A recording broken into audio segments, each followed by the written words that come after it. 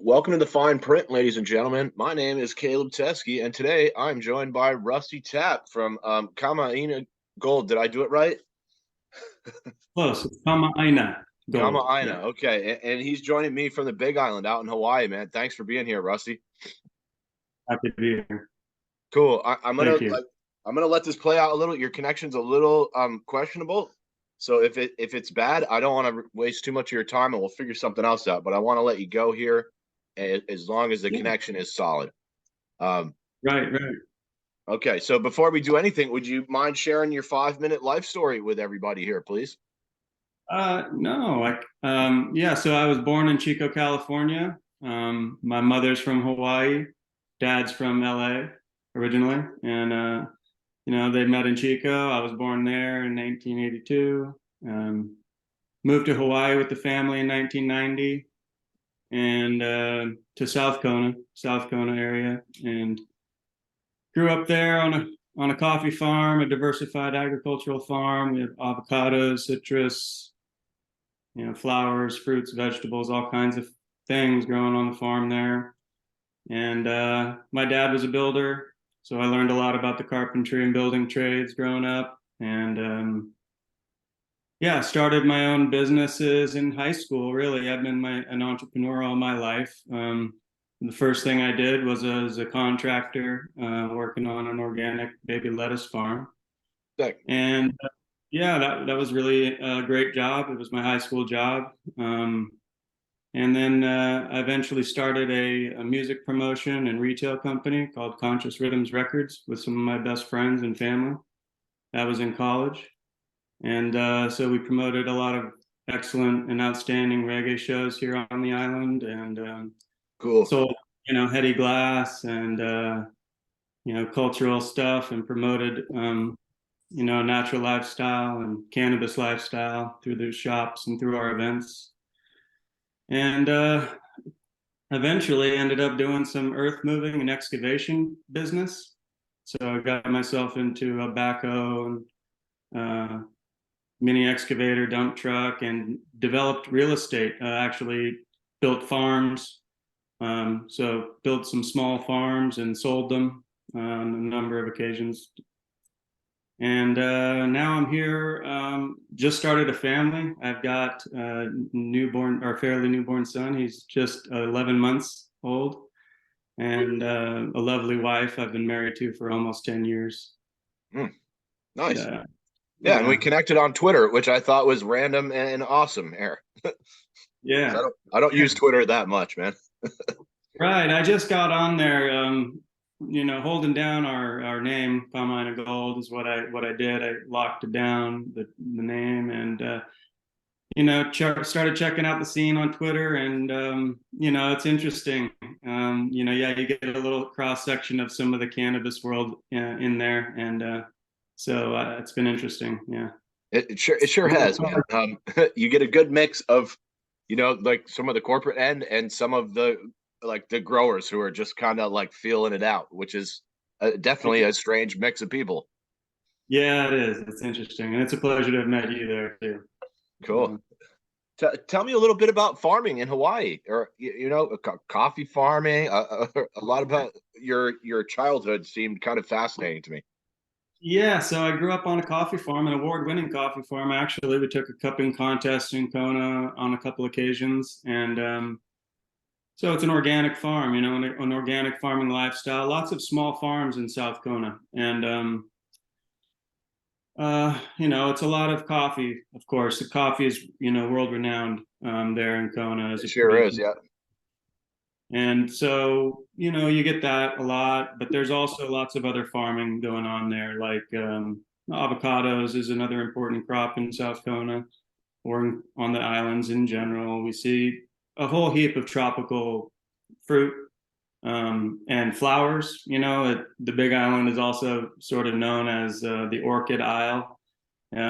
We were home to a very robust floral industry here on the island. So you see a remnant of that. It's sort of fading away a little bit, but there is definitely still some flowers, and in fact, you see behind me there some anthuriums, and that's what I'm doing now. I'm on an anthurium farm, or an old anthurium farm, and we're working to restore that.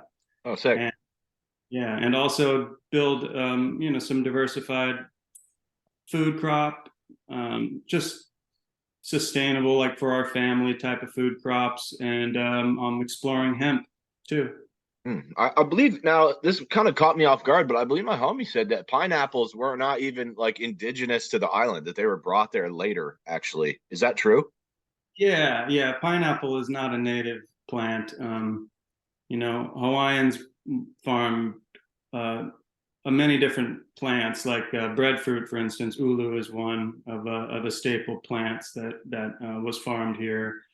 Kalo or taro, of course, is a mainstay in Sure. the Hawaiian culture and agriculture. And then there's a lot of other medicinal plants, and there's also very significant hula plants, plants that are important to the culture as well. Mm. It was just wild, sort of going out there. I was really ignorant to a lot of the history of what's gone on in Hawaii, since our government showed up there. So learning about some of that was super interesting to me, although it did fuck up some of my vacation because I was trying not to think about shit like that. You know what I mean? Yeah, I could understand that. It's Hawaii has a very interesting past as it relates to like colonialism or Western expansion. Sure. The Hawaiian culture has had to cope with an infusion of many world cultures here and people. The sugar industry is a key piece of Hawaii's transformational history as it relates to the way things are here now, as it relates to the overthrow of the Kingdom of Hawaii and on and on. It's a very interesting story. I'm sure there's a lot to discover as people look Yeah. into it. We went tubing and actually on Oahu at an old sugar plantation. They Hmm. have like a waterway you could tube down, and there's some tunnels that go through the old plantation. Yeah, Surely, yeah, lots of infrastructure that exists here today, roads, irrigation, and even now just housing development and commercial development, and where large agricultural land exists now has a lot to do with the remnant of the sugar industry, pineapple industry, and other big agricultural endeavors here. no shit. Interesting. All right. Yeah, I see Dole is out there and Monsanto, and I didn't love to see that. That kind of hurt a Right. little bit. Yeah. There's mixed feelings on those subjects. These big businesses obviously developed in Hawaii because it is a prime agricultural region for a few reasons. We have rich soil, we have great weather. Um, we were connected to the United States, and I'm sure that had a lot to do with the benefit of the economics of agriculture in Sure. Hawaii for a while. And in fact, like this floral industry I pointed out earlier, it was, extremely prominent up until a lot of the uh, products were able to be imported from elsewhere outside of the country. So Southeast Asia and so on have taken a whole heap of that market and really put pressure on the businesses here locally. Uh, yeah, and when you live on an island, it seems like a lot of the a lot of things are imported. You know, Yeah, which might put a lot of pressure on a lot of markets, if I had to guess. yeah, it absolutely does. Hawaii is renowned for being a tough place to do business for those reasons you just mentioned. So much of our goods are imported here now. That's comes with a high cost. Hmm. Mhm. Even stuff like car repairs, my buddy said, were pretty hard to do sometimes out there. Surely, I mean, there's limited market competition as well as the reality that all or 90% of products are shipped in here. Our local food, for instance, is not that local. I mean, we have a majority of the food consumed in the islands being imported or shipped here, and as it relates to cannabis, I guess one of my ways of thinking about it is that I sure hope that cannabis doesn't end up in that category of a product that is extensively shipped into our islands, as opposed to it being exported from our islands like the flowers were in the past. Right. And this seems like one of those products. It seems like a good place to transition, but this seems like a product you don't need to have imported necessarily to Hawaii. No, we certainly don't necessarily need it imported here. It's wonderful that consumers can enjoy options and choices. Whether it be products from different origins, different price points, and on and on. And I'm in support of those things, but as the potential to drive a solid base in our already diversified agricultural sector, I've always viewed cannabis and hemp as a really wonderful crop to develop here, and it's been developed here. Actually, it's hard to understate Hawaii's role in cannabis for decades. Going back to, I guess, the 70s. Yeah, Probably is I have friends out here that are growing cuts from Hawaii. That went through a lot of trouble to get them over here. I could believe that. Yeah. Hawaii is special because it is equatorial. This year-round growing season, plus the higher incidence of UVB radiation, all positions us well to develop plants. Breeding specifically, why Monsanto's here, for instance, is because it's a great place to do plant research. I had a feeling there was a reason they were out there. Yeah. I also feel like maybe there was a lack of oversight because they're on the middle of an island, and maybe they found that favorable too. But that was just a little speculation on my part. Yeah, I think the political environment might suit them well. They've bought up a lot of land. It looks like between the military and Monsanto, it looks like they've taken up a lot of land out there on the islands, man. Yeah, I think that's an issue, one to be talked about more. The distribution of property and arable land. The environmental impacts of large agriculture, social impacts of corporate food, and the military. Its presence here is controversial, to say the least, especially taking the view of the Hawaiian community. Yeah. And recently, as you may have seen in the news, they've been dealing with these fuel leaks that threaten the aquifer, and most certainly have some impact to our water. And we actually went out there when we were there in February. They were dealing with that, or maybe slightly after. Red Hill or something. Yeah, right. Sure. And that's connected to the Pearl Harbor base, is it not? I don't know the details on that connection, although I do know it's all U.S. military you're talking about there. And yeah, I mean, we are a military establishment. The military and construction are large players in our economics here. No doubt. Tourism as well. And so that water was contaminating a couple of local schools, from what I read. Yes, I don't know so much on that subject to speak on it in depth, but I do know that the concerns are vivid, and that human lives are being impacted, residents are being impacted. Sure. Water is a precious resource. Again, fresh water, clean water is very important. So it's not something that people are taking lightly, and they shouldn't. They shouldn't, yeah. And honestly, when I heard that out there, I was like, God damn, even in paradise, they can't leave the fucking water alone. Yeah. So let's talk cannabis here, man. You said you have been a patient and a caregiver here out in Hawaii. I'd love to know, maybe you could tell us a little bit about how the market's developed out there and where you guys are at in the legalization phase. Yeah, something significant about Hawaii, I think, is that we were one of the first, if not the first state, to my knowledge, to enact a medical marijuana law at the legislative level. So we're a state without a voter referendum.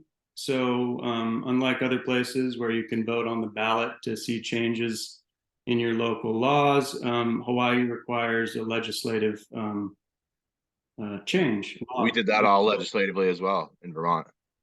Very interesting. Yep. And so 20 years ago, I believe it was, that Hawaii established a medical marijuana program, and it established the right to cultivate, possess, process, and consume cannabis for personal use and to support as a caregiver. You could caregive here. So we've had a plant number limit, and yeah, and really no economic component to the cannabis industry in Hawaii up until they, at the legislature, established a medical marijuana dispensary program. And, you know, that came with a lot of controversy too. I think, if I remember correctly, there were something like 62 applications submitted. And this was certainly burdensome regulations that were, you know, written into the law, yet 62 applied, but only 8 were eventually given license here in Hawaii to supply medical cannabis. And that, in my view, is a big policy failure. It's something that I think we can point to as a broken policy, if you will. It's a policy that doesn't do exactly what it was intended to do, I think, in terms of providing safe and affordable access to the medical patients. I agree. And so recent reports have shown something about 20% of medical patients actually acquire their cannabis through the licensed dispensaries, which seems to place a huge portion of our population outside of the ability to obtain safe and affordable medicine. And that's assuming it is even safe when it comes out of these dispensaries, which from yeah, absolutely. I mean, yeah, these businesses were not necessarily adept or experienced at cultivating cannabis. They're not extremely successful, I would say, given the small percentage of business that they are able to attract. But another fascinating thing about Hawaii's medical cannabis program is that for 20 years now, we've been given the right to grow our own cannabis, consume our own cannabis here at home, provided for a patient, and without testing. Without meeting these types of stringent regulatory testing requirements. So with the caregiver program, there was no testing requirements. No, absolutely not. You can just grow your own cannabis, you know, in your garden, in your greenhouse, indoors, if you will. You could dry it any which way you want to, you know, and I guarantee you, or I should say, in my experience, there's different qualities of cannabis being produced in different backyards or in different homes. And a lot of it probably wouldn't pass a certain microbial test standard that's been placed upon these licensed businesses, for instance. But I think what's important to note is that there aren't a lot of people falling ill from consuming their homegrown cannabis. There's not like a lineup at the hospital of people who are suffering from consuming cannabis, and they've been doing it obviously a lot longer than 20 years. Yeah, for quite some time now. Right. I find it to be an interesting case study in terms of the, you know, safety concerns that some in the industry have about clean cannabis, you know, and its potential harmful nature. You know, I'm actually with some of these groups on this. Some of the angry parents groups, I'm actually with them on this one. Like, especially for people that have breathing problems or something like that.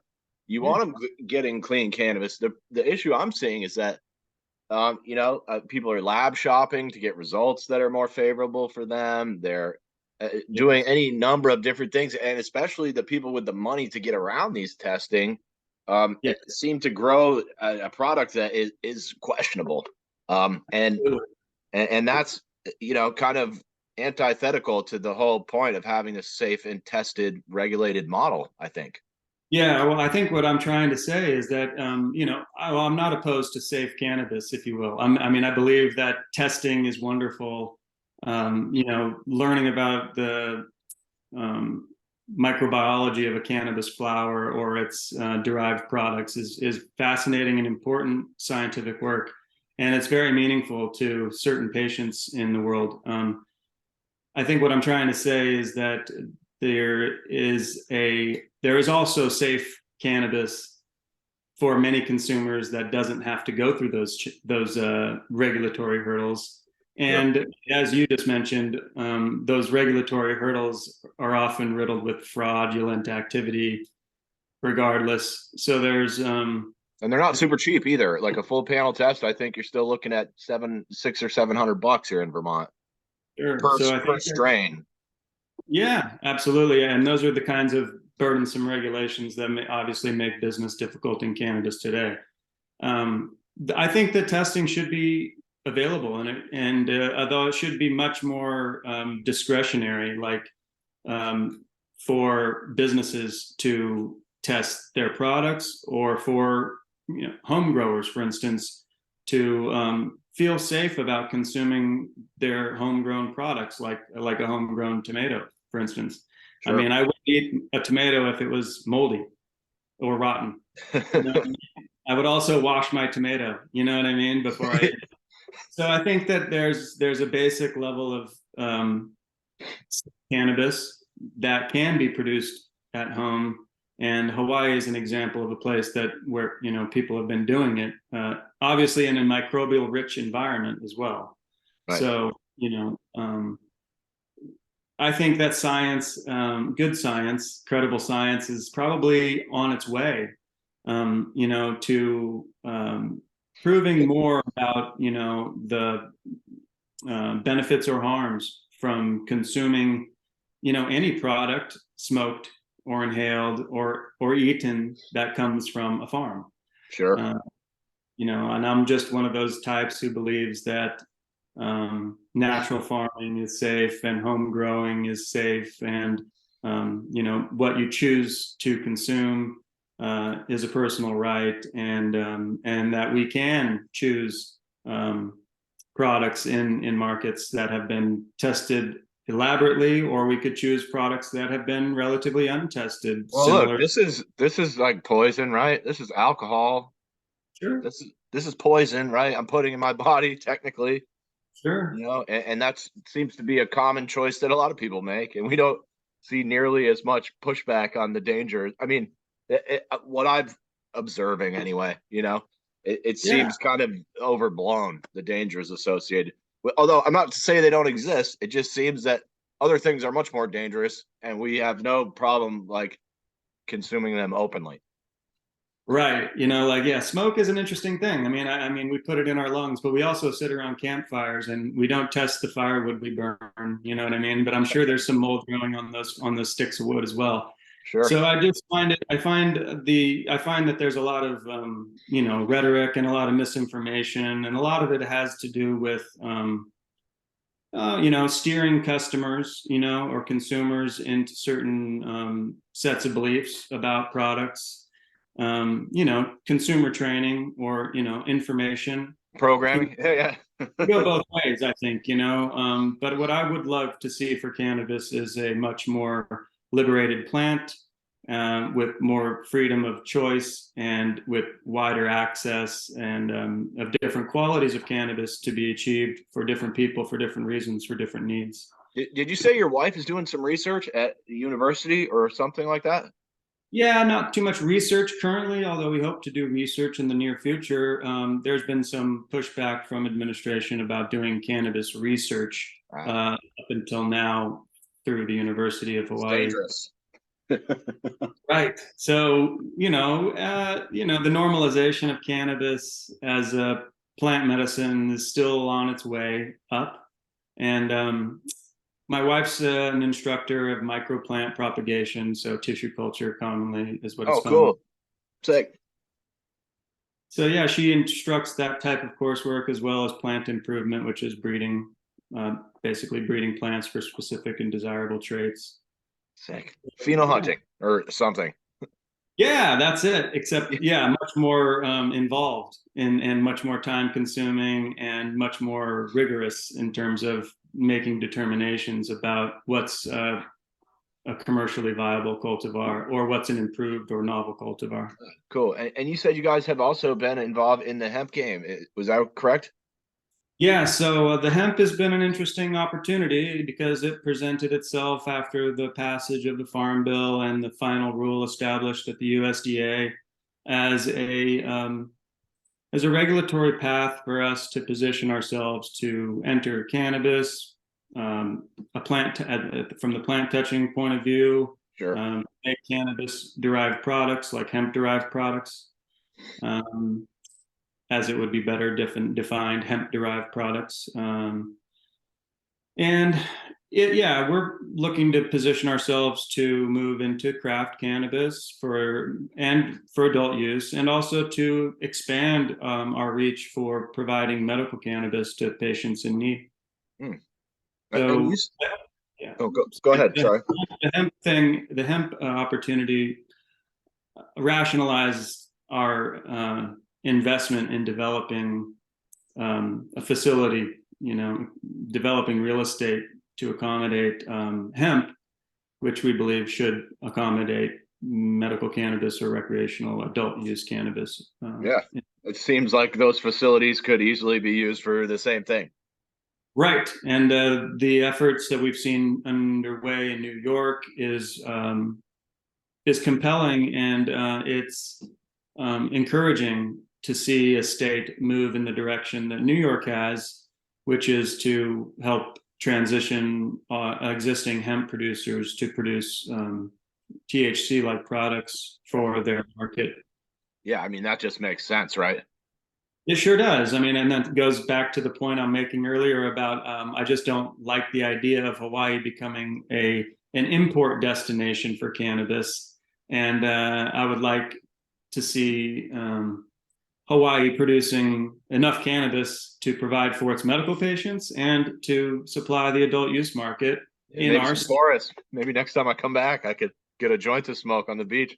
100%, and yeah, so we're just looking to see Hawaii's cannabis industry grow to support itself, and also I think it's a desirable regional cannabis It's got product. to be. I mean, Uh, in terms of growing season, like the weather's out there seems pretty ideal for growing cannabis. Would you agree with that? oh yeah, absolutely, and it's lovely and it's different. So that's part of why it's so special is that cannabis in Hawaii has a terroir. It's unique. Our soil is different here. And the Our way weather. the light hits, my buddy also mentioned that when I came out. He said, just make sure you're super white and the light hits different out here. Yes, and yes, the solar radiation is different. So we have a unique climate, and yeah, we also have a wonderful legacy with cannabis. Hawaii has been a producing area, not unlike Northern California, Humboldt, Oh, the yeah. Emerald Triangle, if you will. And there's actually a lot of close connections between those folks in those areas, like my family, for instance, that's from Chico, California. And so I grew up in a community that's a part of Northern California's cannabis history. And it's shared a lot with Hawaii's community of cannabis producers as well. Awesome. Yeah, and I noticed, like, you said you haven't really talked to this guy yet, but through my friend that I was out there visiting in February, found another grower. It seems like a small world out there. And if you ever connect with that guy, I really hope you tell me about it because I thought that was super cool. Yeah, I would love to. I'd love to find out, just more about what he's up to nowadays. My wife, had met him in the past at the university instructing microplant propagation, and I think he's pursued it. From what I hear, very passionate about cannabis and the lifestyle and the culture of cannabis. And so, yeah, and Hawaii is a small community. This island here, the Big Island, is a very rural.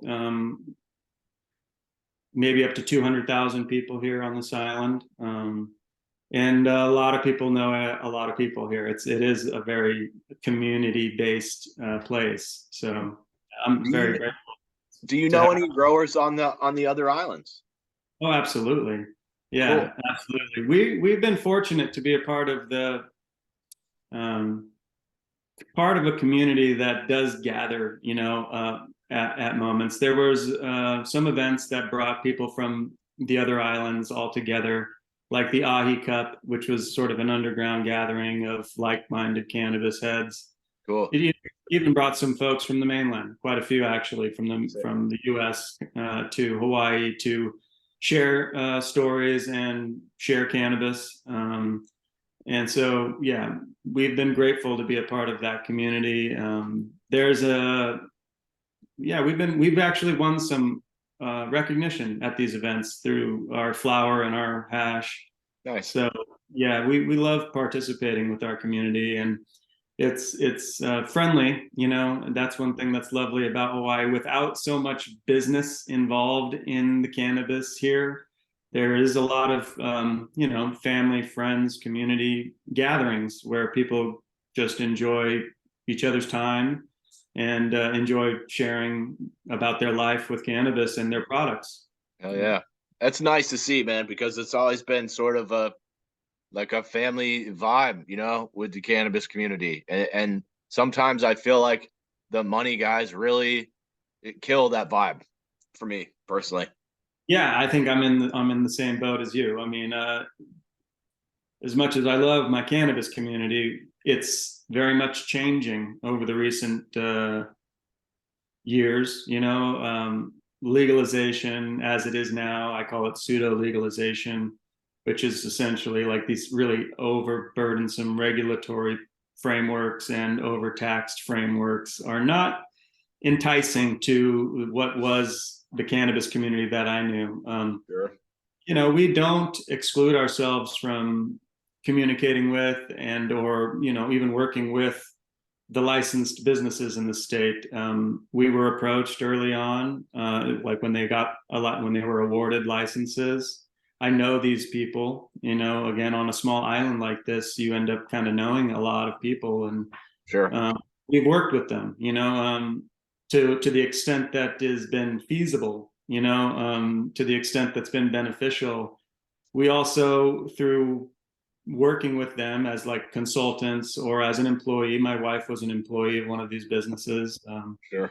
We look to bring change. We encourage these businesses to affect changes that create a more inclusive industry, and we don't see them necessarily doing that. We see them saying things about, oh, we're going to work with the community and on, but their actions have been to support legislation that has limited the growth of an inclusive or even community oriented business environment around cannabis. So, I definitely don't like that. And that's been expressed by me on Twitter Yeah, it and sure has, Rusty. wherever I go, I make it very well known that this climate, this business environment is unsuitable, unsustainable, unfair, and it doesn't. Do we even need these guys? Let me ask you. I've known a lot of people that have sold weed and grown weed for a long time, and it seems like now that it's going to be legal, they're going to let these guys come. It seems like in a lot of ways they're sort of co-opting the whole industry and say, "Oh, look what we built." Like, I don't remember you guys building this. I remember a lot of black market dealers and medical patients and custies sort of building this, and now it seems like these guys have come in with a bunch of money and they're acting like they built it all. Do you have any thoughts on that?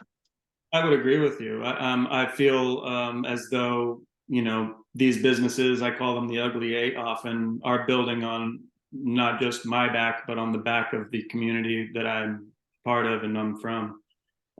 Being excluded from having any opportunities to enter the business, or even limiting licenses and on is very detrimental in terms of uh, the the environment. Sure. People aren't as happy being marginalized or being told that they're illicit, for doing something while some folks with some money who win a license become legit or legal, and that doesn't sit well in the community. I mean, that's part of the reason why these businesses don't get a lot of community support. And yeah, I don't like the way it is currently, and And that's also, part. they don't seem to grow that good of weed between the two of us. If one of them, Yeah, if Curaleaf started growing fantastic weed tomorrow, people would be in trouble. yeah. I mean, and there's good weed, great weed, and really bogus weed. Yeah. And you're right to some degree that I think that a lot of these businesses sort of miss the mark when it comes to producing the product that All right. the We consumer wants. weed smokers really like smoking good weed. I think that Yeah. they've underestimated that. Yes, I think you're right about that. I think that the concept that growing weed is easy might have created some stumbling blocks for the big enterprises. Yep. But yeah, and I really just believe that in an island like this, at least, a lot of consumer experiences are based on relationships. Like we Mhm. shop at the surf shop that we know the people who own it, who started it, and the family who runs it. And it's that kind of localism that tends to prevail, I think, in cannabis in a lot of places. I think, not unlike craft beer, people like to have a part of something that they believe, grew organically in their community. Sure. But, Although we're now seeing consolidation in that industry as well. oh yeah, and then that's fine. You know what I mean? A business is a business, and they do breathe money. You know what I Yep. mean? And at the end of the day, I have no problems with businesses looking to make money. Yeah, sure. My That's only self. concern is that if I wanted to start a craft brewery, there is a regulatory path for me to do that Right. here. But if I wanted to start a craft cannabis brand, there's not. Mm. So that right there is a problem in my view. Uh, that should What, change. what are we looking at, Russ? Do you see any hope for that in the near future here in legislative sessions or anything like that? In Hawaii, there's been an adult use task force formed to look at and make recommendations to the legislature for a framework Okay. for Yeah. So adult you're use. still. So that was like 4 years out for us when we started doing that. Yeah. Sure. Yeah. So we know it's going to take a lot of time, and it may not happen at the the legislature because it's going to require all of those votes, and there does remain a block of politicians that do seem opposed to growing the industry here. Mm. Um, I I think wonder what these same politicians would say about sort of the Monsantos and the Doles coming in and doing their kind of agriculture. I'd love to hear the sort of balance in those discussions. oh yeah, Hawaii politics is quite a maze, and I remain hopeful that there will be some changes that create like a open industry, if it could be called that. But I mean, I don't foresee no regulations, in any place for doing anything. Like I often remember, I cite the fact that my uncle, who's a banana farmer, he deals with regulations. You can grow, like the right to grow is the right to grow. And I mean, if you're going to possess it and consume it for yourself, like personal use, then there really is no regulatory body that's going to really come down on that. But if you want to grow commercial food crop like bananas, or in this case, cannabis, you're going to need um, some facilities to support that, like a health department approved facility for processing even Sure. something like bananas. So you can't sell dried bananas, you can't, in Hawaii without meeting a certain standard of food safety, Yep. and having a facility that meets those standards. And you also need to follow zoning rules. Like, you can't be a commercial banana farm in a residential neighborhood, and on and Right. on. So, I mean, I think that there are, like, common sense regulation pieces that should exist because it would be unfair to the banana farmer for somebody to begin a commercial cannabis business in their basement in a residential property, for instance. Sure. And so I do think that some common sense regulations can exist without killing the viability of the industry or the business. And so that's part of why we do hemp the way we're doing it now, is to develop that kind of facility, a food safe facility, commercial farm, and and hope that we can, by participating in hemp, provide a model to display the potential of a small farm, a family Right. farm. Sure. Or And like, hey, we know how to grow the product here. Look, we can make this plant happen. yeah, right, right. And so that's part of our role as an activist, or activists here, is to do something about it and not just talk about it. Because I think up until now, lots of regulations have been framed about by people who are just talking about the subject, talking about what happened in another state or what happens in theory. But my history being a small farmer, farm developer, and a passionate cannabis grower, positions me to know how to put some of the basic stuff together here to demonstrate that there is a business model to be explored, which is very much in line with what we do in Hawaii with coffee. Like, I mean, you could have a 1 acre coffee farm in Hawaii, and you can roast your own coffee, and you can put your own label on it, and you can hustle, and you can market that product. You could find markets for that product. And you could grow. You could grow from a 1 acre farm into a 100 acre farm, Sure. in some point, if that was your choice. But Yeah. If you had access to the land. Yeah. Yeah. yeah, and I mean, there's lots of land in Hawaii. After there's lots of agricultural land in Hawaii that's either falling into disrepair or being abandoned, like this floricultural industry, for instance. Here, where I'm living now in East Hawaii, it was a mecca for floral production, and there are lots of agriculturally zoned properties with decaying infrastructure that could be revived, to support a crop like cannabis, which Yeah. is A flowering plant. Yeah. exactly, and it's a high value crop. I mean, it still is a high value crop, and so even in the midst of a price compression, minus all of the overburdensome regulations and overtaxation, you can create a business model around it with creativity and hard work. Mhm.